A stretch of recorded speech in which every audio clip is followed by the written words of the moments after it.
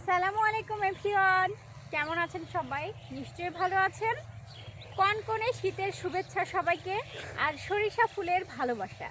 শীতের মধ্যে যদি সরিষা ফুল না থাকে তাহলে কিন্তু শীতটা আমার মনে হয় জমেই না। তো আজকে আমি হাঁটতেছিলাম আর দেখি আমাদের পুরো মাঠ জুড়ে কিন্তু আমি সরিষার জমি একটাও দেখতে পাইনি।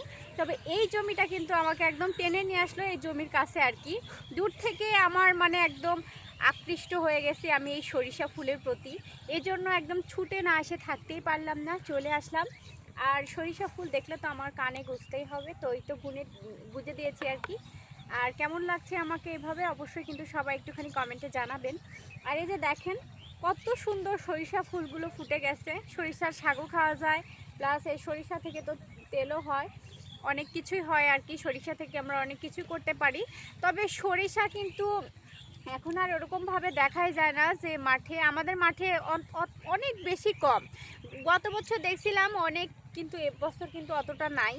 আর দেখেন দেখতেই ভালো লাগছে, মানে পুরো মাঠটা ওখান থেকে দেখা যাচ্ছে শুধু এইটুকু মানে হলুদ হয়ে আছে। ফুলগুলো মাশাআল্লাহ এত বেশি সুন্দর হয়ে আছে, এজন্য কিন্তু চলে আসলাম। আপনাদের এরকম সরিষা দেখতে আর কি কেমন লাগে অবশ্যই কিন্তু সবাই কমেন্টে জানাবেন। তো আল্লাহ হাফেজ।